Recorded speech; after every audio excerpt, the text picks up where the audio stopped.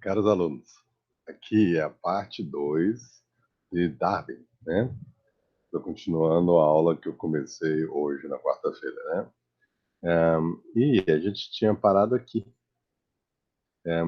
que era a viagem do Beagle, né? Então, eu vou falar para vocês a viagem do Beagle e a gente continua na segunda-feira que vem a aula, né?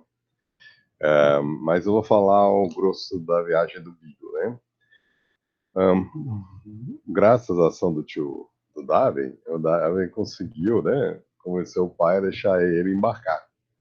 E graças às boas cartas dos professores dele, as boas referências, ele conseguiu embarcar no navio a despeito da dúvida do Fitzroy, o capitão, né?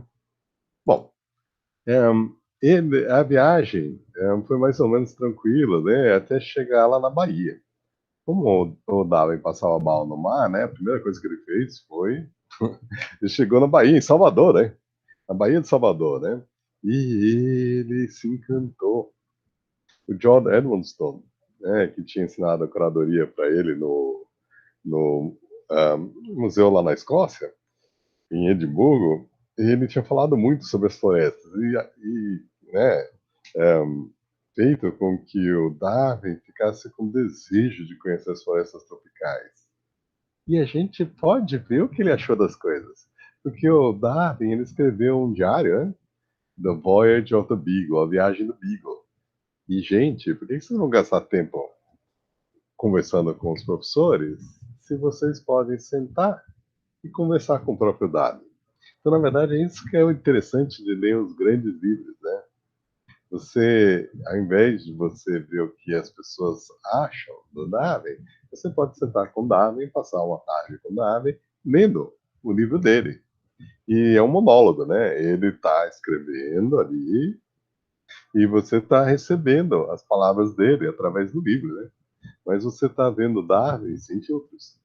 Isso aí é interessante, porque as impressões dele do Brasil, de 1871, né, quase 200 anos atrás, é muito interessante. E ele é floresta tropical, a Mata Atlântica, né, que ele viu, né, ele achou impressionante. Os macacos, os papagaios, as samambaias, as epífitas.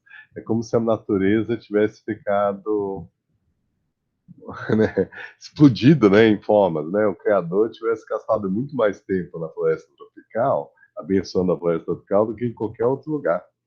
Então ele ficou encantado, ele estava no céu, era tudo que ele tinha sonhado, né? E ele aí falou, nossa, começou a viagem bem, né? Aí ele foi para o Rio de Janeiro. E no Rio de Janeiro é muito interessante, mas primeiro ele quase voltou a pé, né? Porque, lembrando para vocês, ele era de uma família que tendia no espectro da época a ser, mas a esquerda, por exemplo, eram contra a escravidão, né? E eles foram para uma fazenda de um português e que tinha escravos, né? E o Fitzroy era super a favor da escravidão, né? Porque ele achava de que, né, você tinha pessoas que viviam selvagens e aí a escravidão dava uma chance de eles encontrarem a palavra de Deus. Isso era muito importante para o Fitzroy. E então era um processo civilizatório. A escravidão era uma coisa boa. Aí o Darwin discordou, né? Aí o Fitzroy um, perguntou pro dono da fazenda, né? Ué, os escravos gostam de ser escravos? Aí o dono falou: sim, sim, eles adoram ser tirados das florestas da África e dado civilização, né, um, através da escravidão, né? Aí o Fitzroy falou: viu? Ele também falou: não, mas você não me convence, né? Porque você é o dono da fazenda dos escravos, né? Aí o Fitzroy falou pro dono da fazenda, e o dono da fazenda falou: ah, então chama o escravo aí. Aí o Fitzroy perguntou pro escravo, através do feitor, né? Um, o, você gosta de ser escravo? Aí o escravo olhou pro chicote do feitor e falou assim: eu amo, é uma coisa maravilhosa, eu gosto muito, né? Aí o Fitzroy virou pro Darwin e falou: viu, viu, ele gosta de escravo. Aí o Darwin falou: eu também. Se o feitor chegasse com o chicote na mão e perguntasse: você gosta de ser escravo? Eu também ia falar. Isso aí não significa nada. Aí o Fitzroy ficou tão bravo, que parecia que o Darwin ia ser expulso, né? Então aí os outros membros da tripulação tiveram que começar a fazer as pazes, né?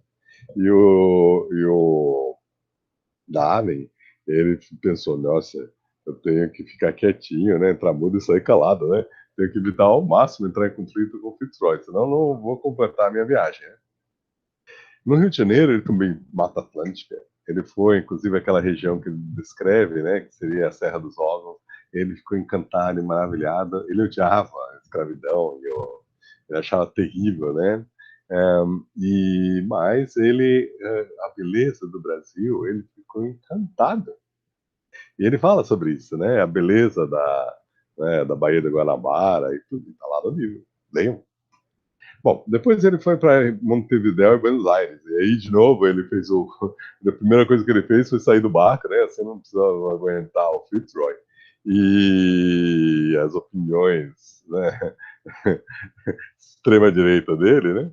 E ele podia sair ah, visitando. E ele viu um monte de coisa legal e interessante. Ele viu as emas, né? E ele achou muito interessante, porque as emas no Brasil elas são, né, e mesmo na região de Montevidéu, elas são um tipo de erro. E quando ele foi lá para o Estreito de Magalhães, ele viu a raposa do Darwin, né, que esse é o nome no caso dele, ele também tem a ema de Darwin, né? Ou seja, ele viu emas na região de Montevidéu e ele viu as emas da Patagônia. E isso aí pôs ele para pensar de que, olha, que interessante, espécies assim se sucedem geograficamente. É como se elas tivessem evoluído a partir de uma espécie ancestral comum, que dá origem a um conjunto de espécies, como a coxa de retalho, né? Primeiro uma espécie de ampla distribuição, que depois se quebra em várias espécies. Então ele já estava começando a pensar de que variação geográfica talvez seja o primeiro passo para a especiação. Então, variação geográfica, depois subespécies e depois espécies, que são espécies afins, porque antigamente era uma espécie só. Ele começou a, isso aí é interessante. Aí, ao longo do litoral do Chile, lembra de que ele era geólogo, inclusive ele recebeu os livros do Liel, que ele admirava, né, Principia Geológica, né? Ele estava encantado, foi professor dele, né? E ele estava encantado comigo. E ele falou: quero ser geólogo, é isso que eu quero ser, né? E os geólogos eles estavam envolvidos com a ideia do gradualismo, ou seja, primeiro tem a ideia do Houghton, né, que o presente é a chave do passado, e os processos que a gente observa aqui são suficientes para explicar de uma forma lenta e gradual a formação de montanhas. Ele viu a formação de montanhas, porque lá no Chile você tem, né, você tem os Andes com peixes lá em cima e você tem terraços, que são as antigas praias que toda vez que tem um terremoto sobe 3 metros, 5 metros a praia, né? E aí você vai vendo esses degraus até o topo. Ou seja, o Andes está sofrendo orogênese e o litoral está subindo. Por isso você encontra peixes lá em cima, né? Era fundo do mar o topo dos Andes. Então, isso aí para o Darwin foi muito interessante, porque as ideias do Liel, ou consequentemente do Houghton, tá, que as coisas são lentas e graduais, e que os processos que a gente enxerga hoje em dia são suficientes para explicar a origem das montanhas, né? E das planícies e das rochas estratigráficas, sedimentares e assim por diante, tudo. Ele, né, ele viu isso e escreveu sobre isso, né? E aí, ao chegar nas Galápagos, ele ficou encantado com as Galápagos, porque ele viu que as espécies das Galápagos eram espécies da América do Sul, né? Tartarugas, iguanas, aves, mas né, eram espécies que parece que tinham se evoluído em isolamento, né? Então, virou e falou: ó, Deus, se quisesse, botava as mesmas espécies em todos os lugares. Mas, se as espécies chegam através de migração, né? Aí se explica por que os parentes mais próximos de uma espécie que vive numa ilha normalmente estão no continente, que elas vieram do continente. Então, o continente mais próximo normalmente vai dar a maior parte dos imigrantes que chegam naquela ilha. Tá? Então, por exemplo, as Ilhas Galápagos receberam imigrantes da América do Sul, né? As Ilhas Maurício receberam imigrantes de Madagascar e de outras ilhas do Oceano Índico, né? O Sri Lanka tem fauna parecida com a da Índia, e assim por diante, né? As ilhas em volta da Austrália e da Nova Guiné têm uma fauna parecida com a Austrália e a Nova Guiné. Você recebe os imigrantes das ilhas da massa continental mais próxima, tá? Depois ele chegou na Nova Zelândia ele passou pelas Ilhas Malvinas e viu o lobo das Malvinas, né? Que era uma raposa tipo lobo-guará, só que mais comprida, né? E era extremamente manso, porque morava na ilha e não tinha inimigos. Ele virou e falou: pô, esse bicho vai se extinguir. E dito e feito, realmente o lobo das Malvinas se extinguiu, né? Se você chegava com um pedacinho de carne, isso aí os marinheiros faziam para se divertir, né? Aí dava para ele, aí ele vinha, né? Aí quando ele chegava, assim, tava a faca nele. Então eles matavam a troco de nada, né? E aí foi extinto o lobo das Malvinas, né? E claro, eles começaram a criar carneiro lá, e eles fizeram questão de matar tudo. E quando ocorreu a ideia, vamos preservar, já era tarde, né? Bom, eles na Austrália, ele falou, nossa, é como se tivesse tido um outro criador trabalhando na Austrália, completamente diferente do criador da fauna e da flora do resto da Terra. E no Oceano Índico e também no Oceano Pacífico, ele viu ilhas de coral. Isso aí foi super importante para ele, porque ele propôs uma teoria de como elas se formavam, né? E também publicou as ideias, né? Então, quando ele voltou para a Inglaterra, ele já tinha, por causa da sua correspondência, ele tinha um amplo respeito que o tio do Darwin fazia questão, mostrava a carta, pegava o nariz do pai do Darwin, para ele realmente perceber que o filho dele estava tendo um impacto positivo na comunidade científica, né? E estava sendo bem respeitado pelas suas observações. Então, quando o Darwin voltou para casa, o pai dele meio que tinha aceitado que ele poderia virar um cientista, né? Então, essa questão de variação geográfica, ele viu de que a rei americana, né, é, ocorre em todo o Brasil, né, até Uruguai e Argentina, né? Enquanto que na Patagônia e ao longo dos Andes, você tem a Pterocnêmia penata, que é a imã de Darwin, né? E o Darwin viu de que, na verdade, elas são bem parecidas e que elas, na verdade, provavelmente a ema de Darwin, ela e a ema americana, elas eram a mesma espécie, só que o isolamento ao longo do tempo levou à formação a partir de uma espécie ancestral, de duas espécies, né? Então, a variação geográfica seria uma coisa importante para a gente estudar, né? Depois, outra coisa também, ele viu que tinha espécies fósseis, ele achou fósseis lá na Argentina, né? O pessoal mostrava para ele, ele coletou um monte. E, por exemplo, o crânio de Toxodonte, né? O Darwin encontrou um crânio fossilizado nos pampas argentinos e contribuiu para a teoria de evolução dele. Ele reforçou o conceito Darwin, segundo o qual as espécies próximas não foram criadas separadamente, mas evoluíram a partir de ancestrais comuns. Devido à semelhança do Toxodonte com outros paquidermes, um, ele teria como se fosse um parente próximo ancestral, né? E era interessante porque preguiças só ocorrem nas Américas. E ele encontrou fósseis de preguiça nas Américas, sugerindo que fazia tempo que elas existiam nas Américas, né? E tatus gigantes, fósseis, foram encontrados nas Américas, onde só ocorrem tatus. Então, por que existem espécies endêmicas? Porque elas estão isoladas há muito tempo, evoluindo separadas. Então, preguiças gigantes é, preguiças ocorrem onde existiram durante milhões de anos preguiças gigantes. E tatus ocorrem onde existiram durante milhões de anos tatus gigantes, sugerindo que essas espécies endêmicas têm uma longa história de evoluções separadas das outras espécies. Por isso que cada continente tem sua fauna endêmica. Evolução ao longo do tempo. Então, sem querer, o Darwin estava se convencendo que talvez as ideias evolutivas estivessem certas, né? Agora, esse aqui é um cartãozinho que fizeram em 2009. Feliz aniversário, Darwin, né? 200 anos que ele nasceu, né? Então aí você tem o Darwin, né, jovem, né, quando ele viajou no Beagle, com um amigo, né? Um tentilhão de Darwin, né? Então, esse Caldwell fez esse desenho, né? Ele tem um site, o Dubai George, né? Que é uma brincadeira, porque é o Dubai Gorge, a garganta do Dubai, né? Um rio na África. Porque o Dubai George seria o site dele, né? E ele, uma coisa que ele tem, ó, tem esse atobá aqui que não voa, mas ele é aparentado com os atobás que voam. Então, conclusão: os atobás vieram voando das Américas e aí deram origem ao atobá que não voa nas Galápagos.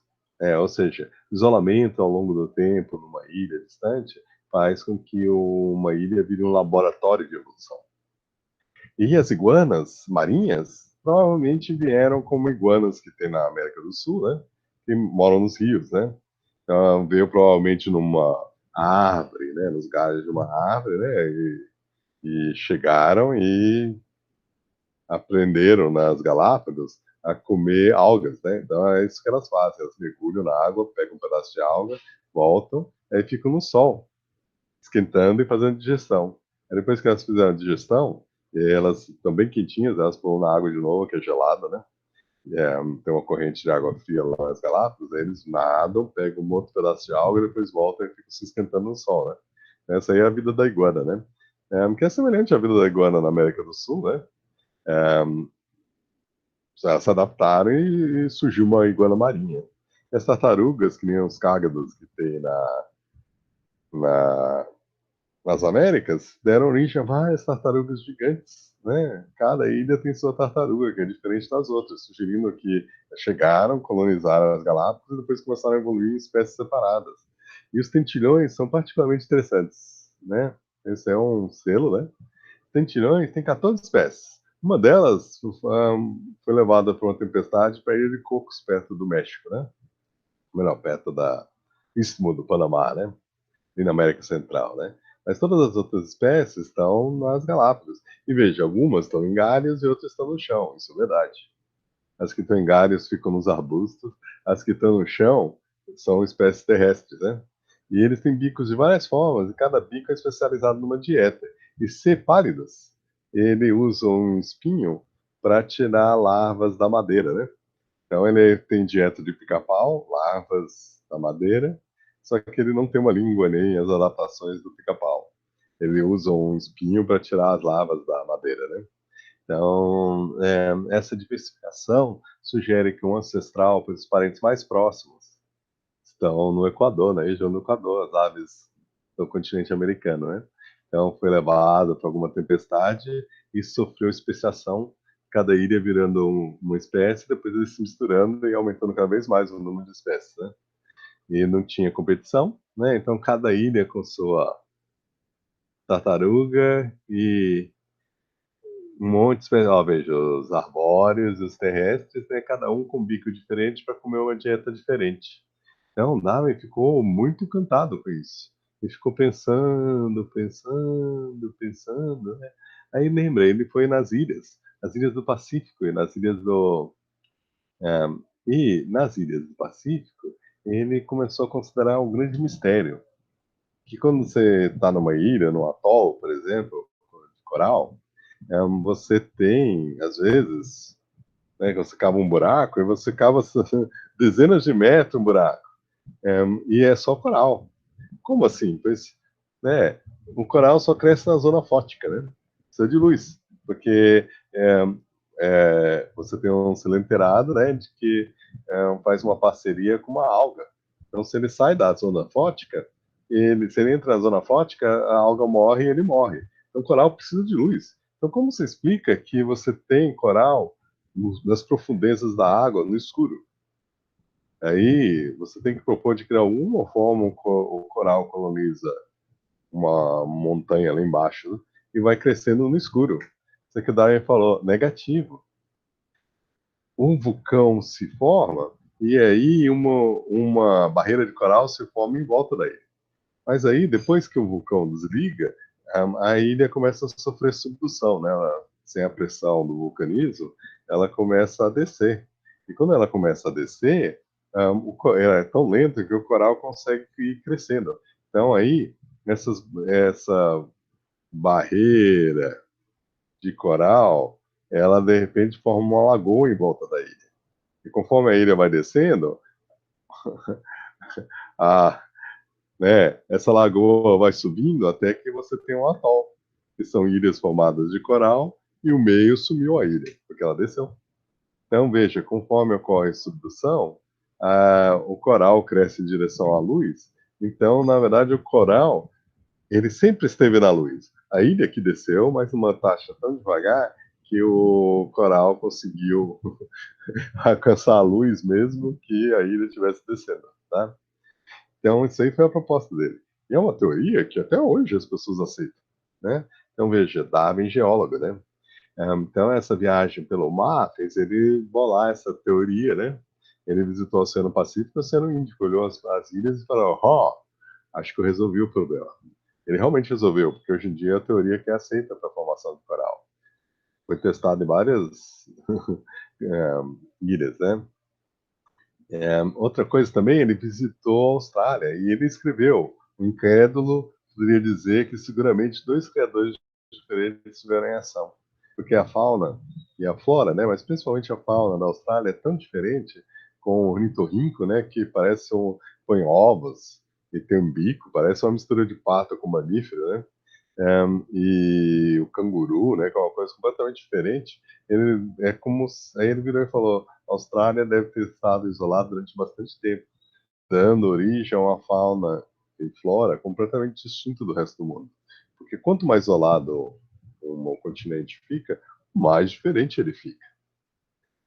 Bom, depois da viagem dele, o Darwin chegou, né, e alugou uma casa perto de Cambridge. E, inclusive, vocês podem visitar lá em Cambridge, tem uma plaquinha na casa onde ele morou após a viagem do Beagle. Então, entre 36 e 37, o Darwin morou, né, nessa casa e ele se organizou, né? Ele organizou as coleções, mandou coisa para os botânicos, fósseis para quem entendia de fóssil, Richard Owen, né? Aves, ele não era tão bom assim em aves, ele era bom nas aves da Inglaterra, mas do mundo todo, ele mandou a coleção dele de aves, né? Tanto que ele nem sabia que quantas espécies exatas tinha, né? Então, um ornitólogo virou e falou: você tem umas 3 espécies aqui de tentilhões, né? Outra coisa que também ele fez, ele sacou que as ilhas distintas tinham tartarugas distintas a posteriori, né? Na época que ele estava coletando, ele não tinha se tocado disso aí, né? Então ele foi organizar a coleção dele, publicar as coisas, né? E também ele foi namorar, né? Então ele se casou, né? Ó, 37, 6, 37. 38, 39, ele se casou com a prima. A mãe, não, desculpe, o pai da Emma Wedgwood, da sua esposa, o pai era irmão da mãe do Darwin, a Susana Darwin, né? Então, eles eram primos em primeiro grau, né? Darwin se casou com sua prima, né, em 1839, tiveram 10 filhos, 3 dos quais morreram prematuramente. E muitos dos seus filhos sofreram de doenças ou fraquezas. E o Darwin foi levado a considerar que talvez isso tinha a ver com o fato que ele e Emma eram primos em primeiro grau. É muito interessante, porque como ele reagiu, ele foi estudar o assunto.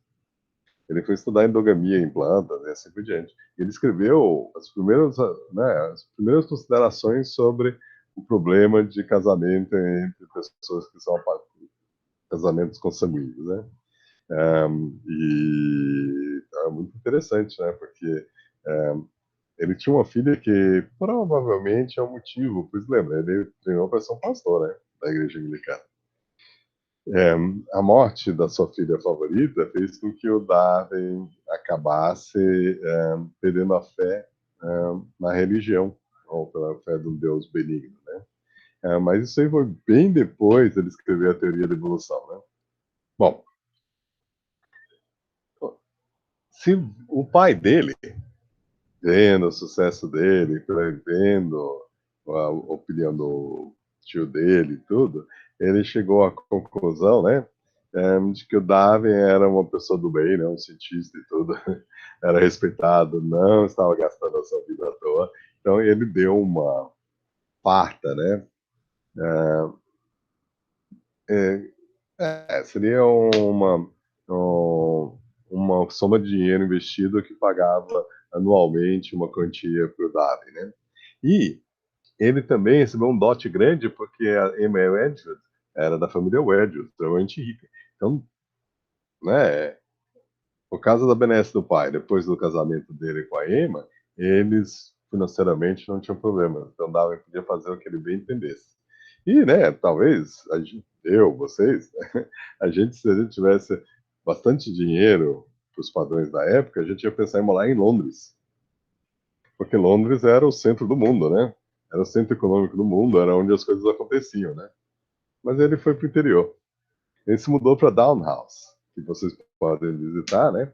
Em Shrewsbury, né? Em Shropshire, né? Um, e foi com sua família em setembro de 1942 e viveu aí 40 anos, até sua morte em 1882. Ou seja, né, ele optou para ficar distante da cidade. Ele optou para levar uma vida tranquila. Ele se correspondia, ele não vivia na casa dos amigos dele, os amigos dele que viviam na casa dele, né? Porque ele morava num lugar quieto. E, né, diz a lenda de que uma vez um jardineiro virou e falou: Ah, não tenho muita pena do senhor Darwin, olha ele aí. E ele às vezes fica o dia todo olhando uma flor, né? Seria bom se ele arrumasse algo para fazer, né? Ou seja, não tinha a mínima ideia do que o Darwin fazia, né? Darwin tem um livro que se chama A Ilha de Darwin. E a Ilha de Darwin não é as Galápagos. A Ilha de Darwin é a Inglaterra. Ele ficou 40 anos estudando na Inglaterra. Ele tinha um caminho que ele fazia todo dia, que vocês podem fazer, em que ele planejou cada flor, cada árvore que foi plantada, né? E que ele passeava todo dia de manhã. E todo domingo ele levava a família para o culto, né? Da igreja anglicana e dava dinheiro para os pobres. Só que ele não assistia. Depois que a filhinha dele morreu, ele não assistia mais o culto, né? Ele não tinha mais fé. Pelo menos um Deus benigno, né? Bom, Darwin, assim que ele voltou, lembra que ele organizou a coleção dele em 36, 37. Em 30, aí, depois da viagem, ele se debruçou sobre o maior desafio da época, que era qual a origem das espécies. Eles sabiam que, depois de Cuvier, que as espécies se extinguiam. Mas como que elas se originavam? Não eram eventos de criação sucessivos, porque cada espécie parece que surge no registro fóssil meio que independentemente. E você pode propor que Deus estava criando espécies assim, mas como a maioria dos cientistas da época, eles achavam que uma explicação de milagre, milagre, milagre é um Deus mambembo, né? Um Deus, né, que tem que ficar meio que improvisando sem parar, né? Bonito mesmo seria um Deus que imagina as leis da seleção natural, que seja, né, as leis da gravitação, e tum, dá um toquinho e como um relógio as coisas começam a se desenrolar seguindo as leis da física, da química, da biologia, tá bom? Então, causas naturais explicam as coisas, e Deus, em sua glória, criou as leis que fazem as coisas funcionarem, né? Então, Darwin criou uma causa natural para explicar a origem das espécies. E muitos pesquisadores na época achavam que você tem uma causa sobrenatural, Deus foi explicar as coisas. Só que para você ter ciência, você precisa de uma causa natural. Qual que era o mecanismo que Deus usava para naturalmente criar as espécies? Então, os argumentos de Penny haviam convencido Darwin que qualquer teoria evolutiva tinha que resolver também o problema das adaptações de seres vivos. Então, um grande exemplo disso é o pica-pau. O pica-pau ele tem pés zigodáctilos, um X, permitem eles agarrarem até de cabeça para baixo, né, a madeira, né? ele tem uma cauda super rígida que serve como um terceiro pé. Ele faz um tripézinho, né? E ele tem um bico super poderoso e uma língua que não é uma língua que fica dentro da boca, ela dá a volta no crânio e se prende numa narina, né? Então se prende na narina, tão comprida, né? E a língua tem uma espinho, né? Um osso que é usado para pegar as larvas, né? E a troca de penas da cauda do pica-pau, ela vai de fora para dentro, que é o contrário das aves. As aves normalmente é de dentro para fora. E o motivo é porque se ele troca as penas grandes em primeiro lugar e vai trocando as outras, o pica-pau perde o apoio. Então ele inverteu a direção para assim, vai perdendo as penas, só que as penas centrais ficam lá. Ele só perde as penas centrais quando todas as outras foram trocadas. Então, né, e todas essas adaptações sugerem que o pica-pau foi desenhado por. E foi o quê? Por um arquiteto? Ou como que foi? Né? Como se explica essas adaptações? Então, pelos cadernos dele, a ideia da seleção natural foi concebida em 1878 devido ao ensaio de Malthus. Malthus foi muito importante para o Darwin chegar na seleção natural. E Malthus ele escreveu um ensaio em que ele dizia: olha, a produção de comida na Europa cresce de uma forma aritmética e a população da Europa está crescendo de uma forma geométrica. Então, em algum momento, a quantidade de pessoas vai exceder a quantidade de comida. E a partir desse momento, a gente vai ter a morte, a fome, a guerra e a doença para reduzir a população, né? Então, os quatro cavaleiros da, né, do Apocalipse, né? E ele sugeria, como ele era um pastor, Maltas, que as pessoas evitassem ter filhos através do celibato, né? Então você se casa, mas você não tem relações sexuais, né? E que, veja, a fadada não dá muito certo essa sugestão, né? Mas a ideia pegou o Darwin, né? Porque ele pensou, nossa, realmente os animais e as plantas podem se reproduzir de uma forma geométrica, e muito mais rápido que o ser humano, porque uma planta, uma árvore, que nem a mangueira, produz 400 frutas todo ano. Então, né, todo ano pode produzir 400 árvores, mas normalmente a floresta está do mesmo tamanho. Então, a mangueira vai, cresce, dura 100, 200 anos, morre, e é substituído por uma árvore. Então, das 400 mangas que produz todo ano, só uma sobrevive. Milhares morrem, né? Então, ele sabia que na natureza a quantidade de descendentes é muito maior do que a capacidade do meio ambiente de sustentar esses descendentes, porque os recursos são limitados. Então, ele usou a ideia de Malthus, ele falou o que é verdadeiro para a espécie humana, talvez, é 100% verdadeiro para os animais e para as plantas, né? Bom, aí ele foi estudar. Ele foi estudar os carneiros, ele foi estudar os cachorros, ele foi estudar os pombos. Se vocês leram A Origem das Espécies, o primeiro capítulo é pombo para cá, pombo para lá, pombo para cá, pombo para lá, né? Porque ele foi estudar a variação sobre domesticação. Então, o pombo comum é considerado um precursor das 300 linhagens de pombos domésticos. Darwin, interessado nos resultados da seleção artificial sobre hereditariedade,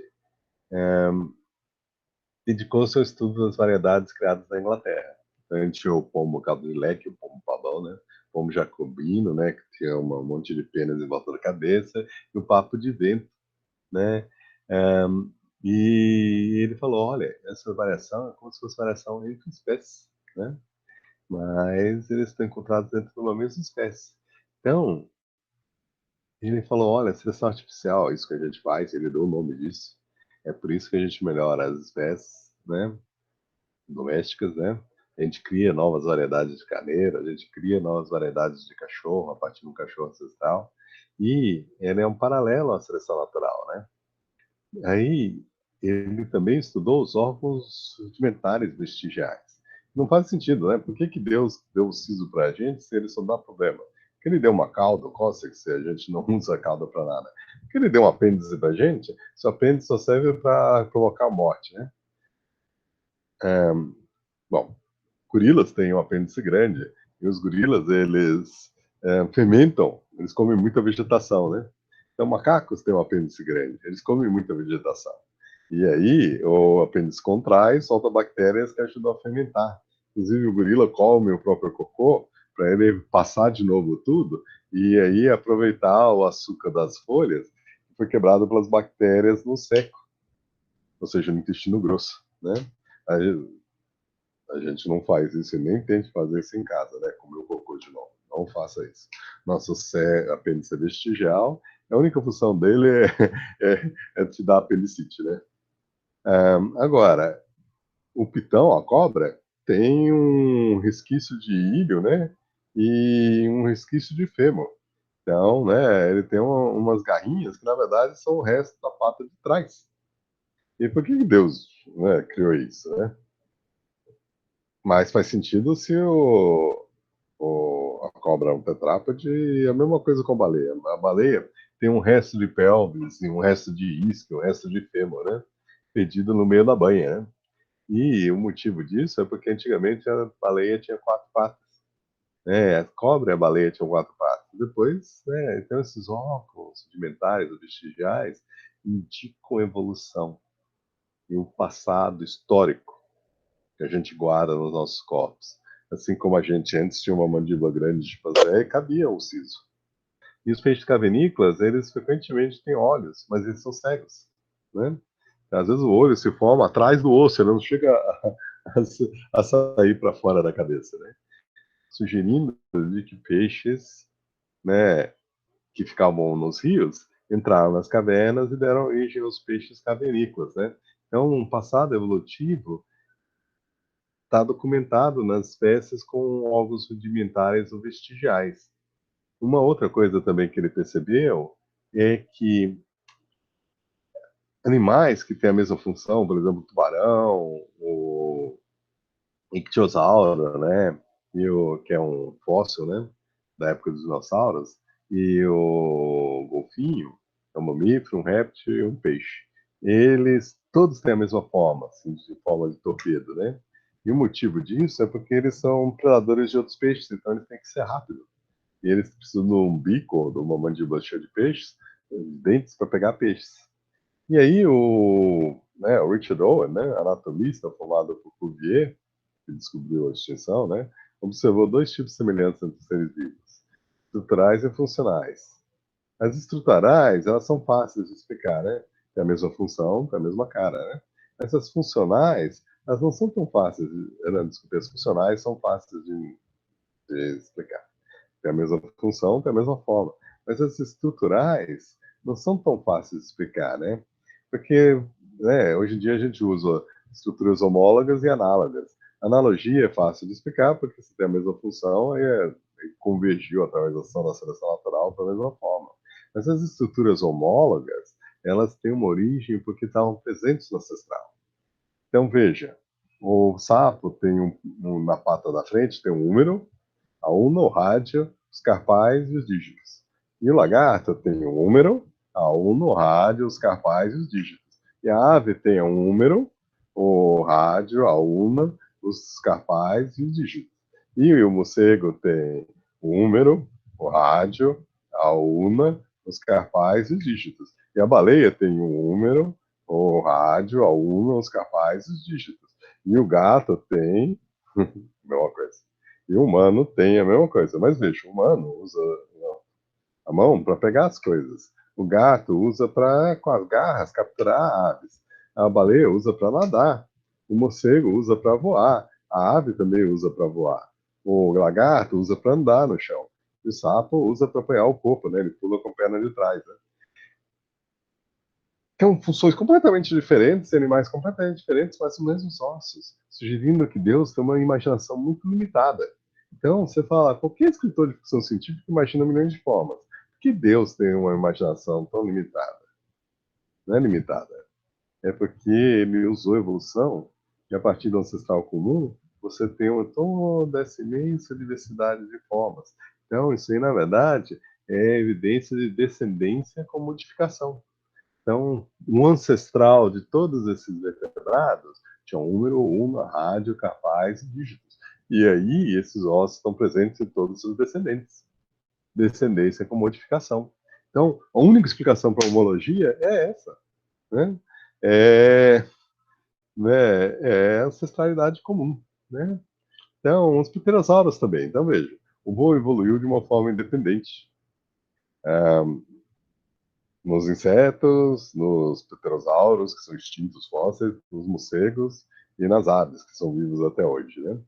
E a asa do inseto é 100% análoga, né?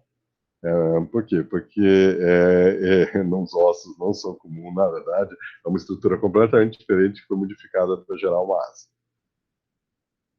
Agora, os ossos da asa do pterossauro, dos morcegos e das aves são análogos. Desculpe, são homólogos, eles são os mesmos ossos. Mas a asa é análoga, porque ela evoluiu em separado. Então os ossos são os mesmos porque estavam presentes no ancestral, aquela pata da frente. Só que eles, independentemente, através da evolução em paralelo, né, convergiram para asas que com uma função semelhante, né? Então os ossos são homólogos, mas as asas são análogas, né? E no inseto é tudo análogo, né? Não tem nada de ancestral comum, né? Agora, uma outra coisa que é interessante é que peixes, répteis, aves e mamíferos, mais ou menos no mesmo momento embriológico, desenvolvem brânquias.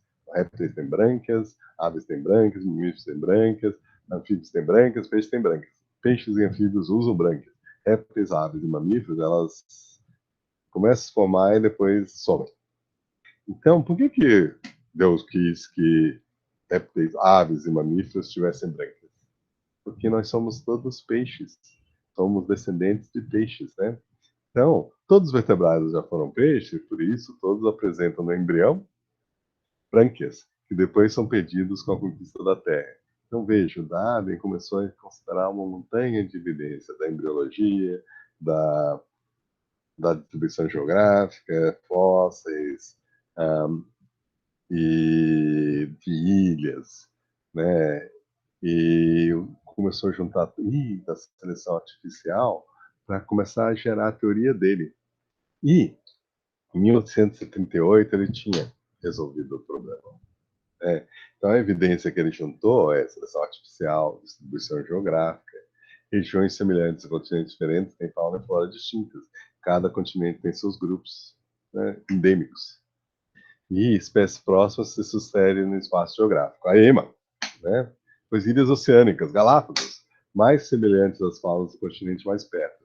Tem espécies endêmicas e aparentadas, porque foram colonizadas e aí deu origem às espécies.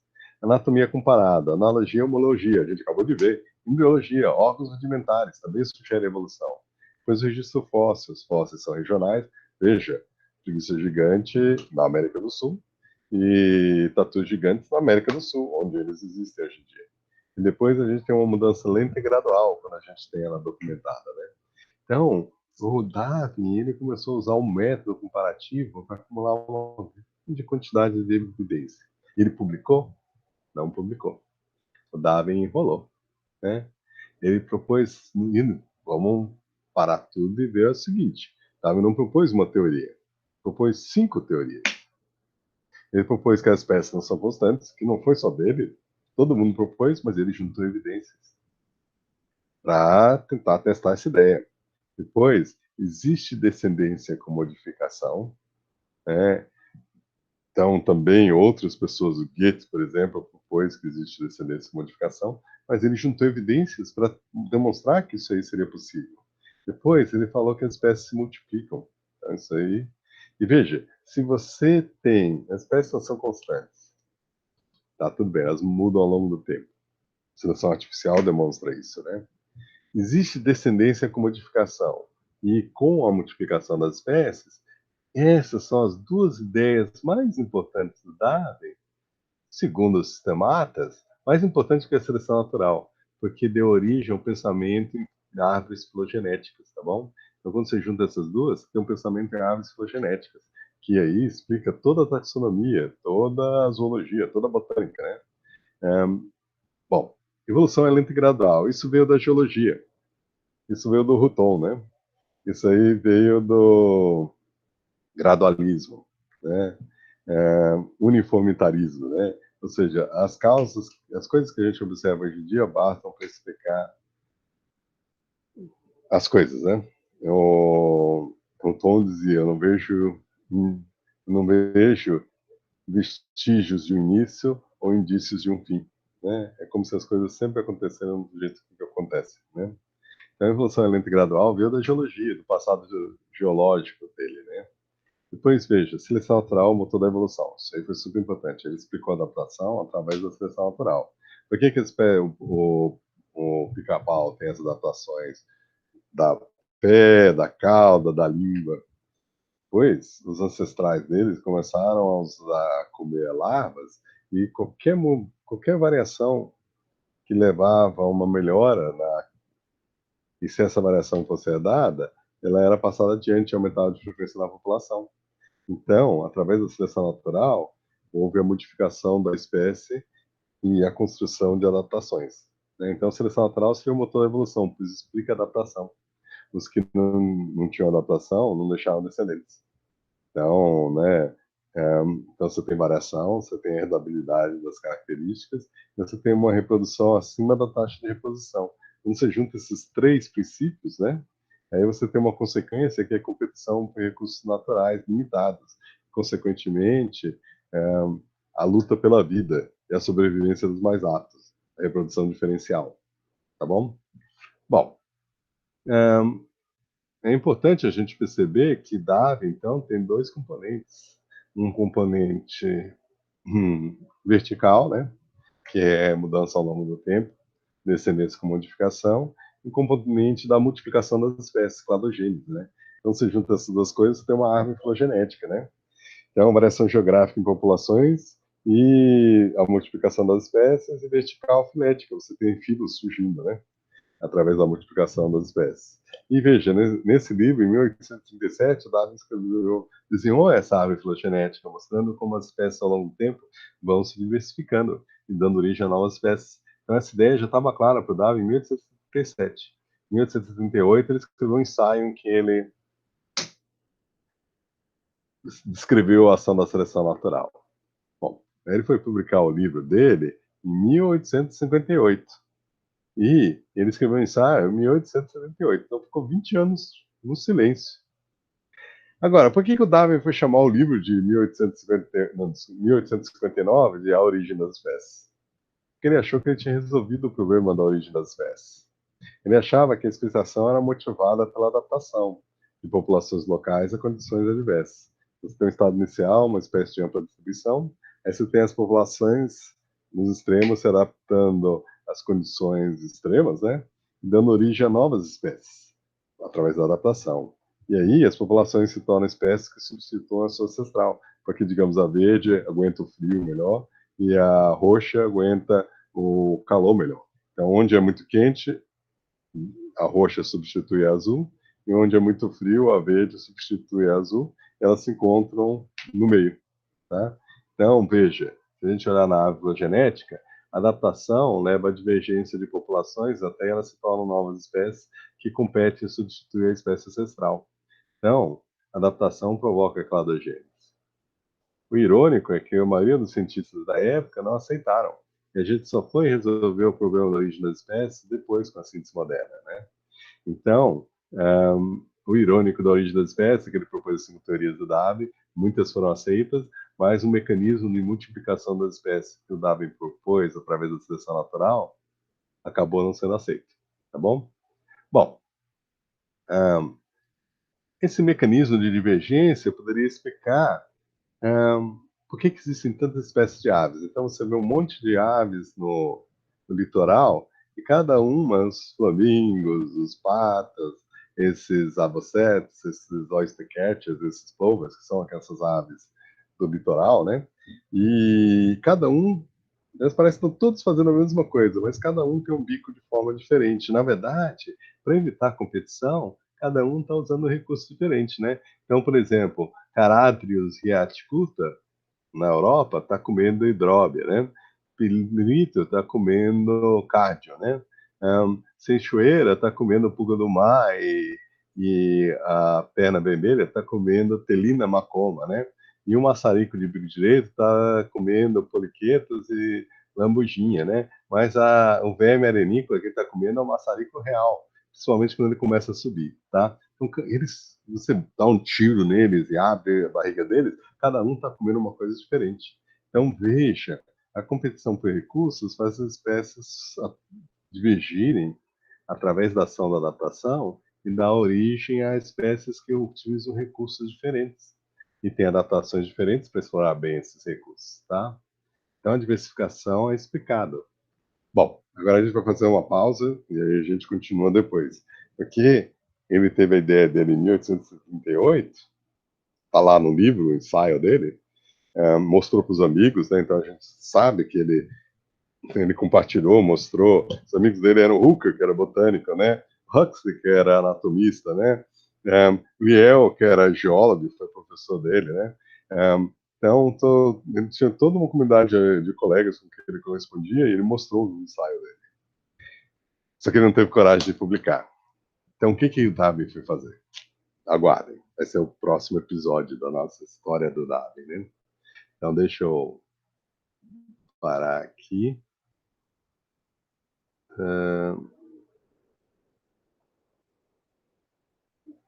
Parar a apresentação e vamos interromper a gravação, né?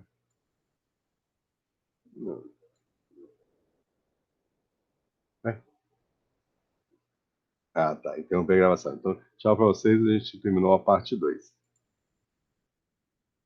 Interromper